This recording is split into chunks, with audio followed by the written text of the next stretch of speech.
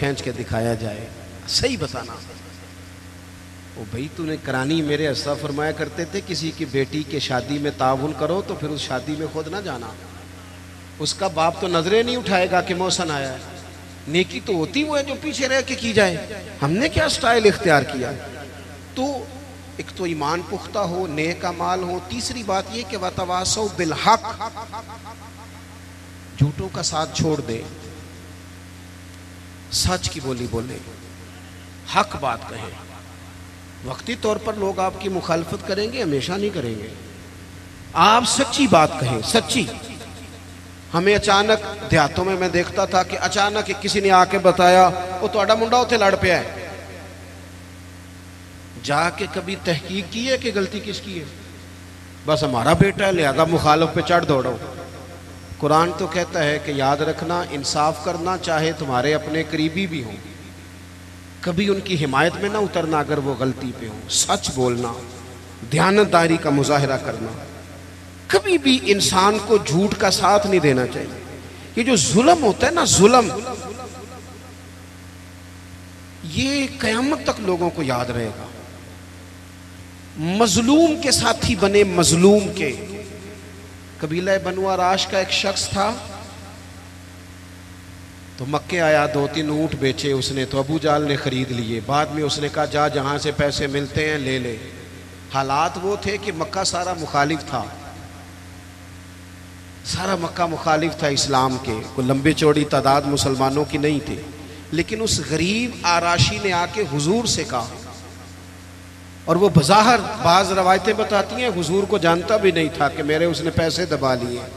अब ताकतें तो नहीं थी, ज़ाहिरी ताकतें। मेरे रसूल करीम ने फरमाया चल मैं तेरे साथ चलता हूँ। कहते रसूल करीम, मैं दोस्तों से अक्सर कहता हूँ शराफत और चीज़ है, बुज़दिली और चीज़ है। अगर कभी वक्त आए ना तो फिर इंसान को बुज़दिल नहीं बनना चाहिए। एट सेट ते पखड़ा कुआर गंदल, असी ना होर भी बूटियां जानने, फिर थोड़ा सा ना खड़ा भी होना चाहिए। ये क्या बात हुई?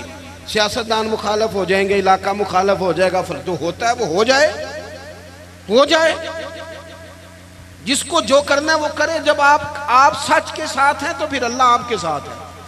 नबी पाक अलैहिस्सलाम ने जाके अबू जाल के दरवाजे पे दस्तक दी, बाहर आया। वो शख्स कहता है मैं रास्ते में सोच रहा था इनकी तो नजरें झुकी हुई हैं, ये तो धीमा धीमा बोलते हैं, लेकिन वो तो बड़ा बदमाश है, कैसे मुकाबला करेंगे? लेकिन कहते हैं जब हुजूर वहां गए ना, कुर्बान जाए, महबूब की वो नजरें उठी, फिर गजब से उनके खुदा बचाए। हुजूर ने फरमाया शर्म नहीं आती? लोगों का माल दबा के सरदार बनता है, हया नहीं आती?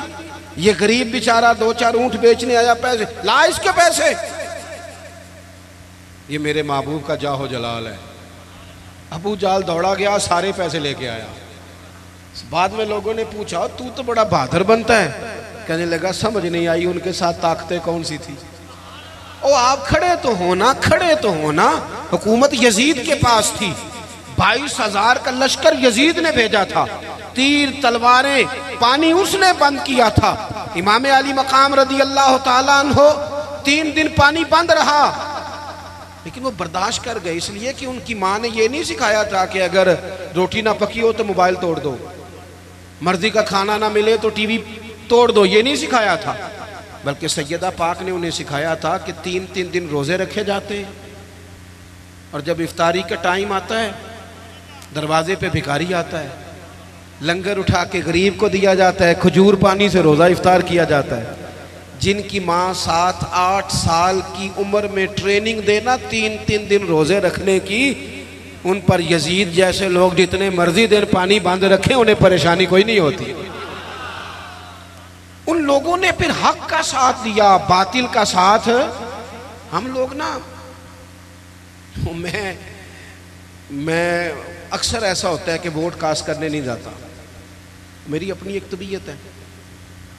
एक दफ़ा कुछ लोग हमारे यहाँ स्कॉलर भी ज़्यादा है ना, तबसरा निगार बहुत ज़्यादा हो गए, और बात करना हर बंदा पसंद करता है, नसीहतें करने वाले ज़्यादा हैं, सुनने वाले थोड़े। तो मुझे एक साहब कहने लगे कि वोट तो कौम दी अमानत है।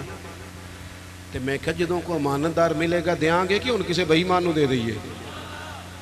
आपने खुद ही कहा ना कि वोट कौम की लेकिन जो क्राइटेरिया हमारे यहाँ हमारे सामने किया जा रहा है, जब तक जमातों में, और ये जितनी भी सियासी जमातें हैं ये तो गेम खेल रही है जो कुछ हो रहा है। कितने सियासतदान सैलाब ज़दगान के पास गए बताओ, कितने लोग गए वहां? ये तो सारे काम छोड़ देने चाहिए थे जो कुछ हो रहा है, इनको तो वहां जाके बैठ जाना चाहिए। वो उसूल कहां गया जनाब उमर का कि अगर फुरात के किनारे कुत्ता मर गया प्यासा तो रब फरमाएगा हुकूमत तेरी थी, कुत्ते को पानी मिला क्यों नहीं?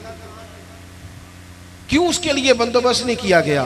ना इधर उधर की तू बात कर, ये बता के काफिला क्यों लुटा?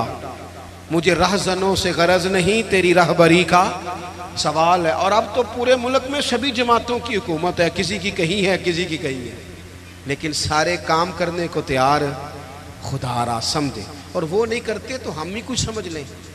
थोड़े से ना ईरान नरान कगान के चक्कर कम करो। चलो एक साल ना जाएंगे तो क्या होगा, थोड़ी महंगी होटलों की रोटियां कम करो, थोड़ा सा असासा सैलाब ज़दगान को भिजवा दो, एक साल छुट्टी कर लो। चलो नाराज़ हो गए हो आपने, तब से शुरू कर दिए ना, नाराज़ ना होना मुझसे, मैंने तो अभी चले जाना है। तो वो भी जाओगे तो फिर भी खैर है। हाँ कहता हूँ वही बात, समझता हूँ जिसे हक, अपने भी खफा मुझसे हैं, बेगाने भी ना खुश। सुनो क्या कह रहा हूँ, देखो ना तफरीक पैदा होती है, अल्लाह भी तो पूछेगा ना। आप ज़रूर जाएं, हर साल जाएं, नरान जाएं, चाहे कगान जाएं, चाहे मरी जाएं, चाहे, लेकिन अगर एक दफ़ा ना जाएं, एक दफ़ा। मैंने गरीब घर में आँख खोली है। मैं जब स्कूल में पढ़ता था तो हमारे लिए बड़ी सौगात होती थी आलू छोले खाना या तले वाला नान खाना, इससे ज़्यादा नहीं, हैसियत नहीं थी। अब्बा जी, मैं अभी 8वीं में 9वीं में था तो इंतकाल कर गए। मैंने देखा है कि कुछ बच्चे ऐसे होते हैं कि जो चीज़ लेके फाड़ के फेंक देते हैं, हमारे वाली नहीं। और कुछ मैंने अपने जैसे ऐसे भी देखे जिनके पास फीस के पैसे नहीं थे। कुछ कोर्स वो इसलिए नहीं कर सके कि को पीछे था नहीं उनको सपोर्ट करने वाला। मैं कॉलेज में जब पढ़ता था तो मैं वहाँ भी निज़ाम देखता था। मैंने बाकायदा कॉलेज में अपनी आँखों से वो लोग देखे हैं जो अपनी पैंट सिलवा के और उसको रफू करा के आया करते थे, हैसियत नहीं होती। लेकिन उसके बिल को देखे ना, एक तरफ कितने लोग झोंपड़ियों में बसते हैं। कभी किसी ने तूफानों में जाके पूछा तुम कहाँ होते हो तूफान के टाइम? झोंपड़ियों में हर एक सख्ती छोटे होते मिल जाती है, इसीलिए तो वक्त से पहले तिफल सियाने हो जाते हैं।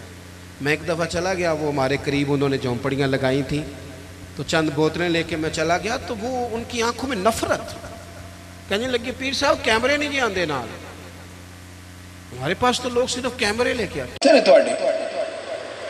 और कोई उनका रवैया मेरे साथ ठीक नहीं था, लेकिन मुझे गुस्सा नहीं लगा उनकी बात का, इसलिए कि तंग आमद बजंग आमद। जब इंसान तंग आता है फिर वो नफरतें शुरू कर देता है। मेरे अजीज, थोड़ा सा गरीब परवरी, हक का साथ दे, कहीं खड़ा होना सीखे, कहीं सच बोलना सीखे। और आखिरी बात, वतवासो बिस्सब्र, जिंदगी सब्र से गुजरती है।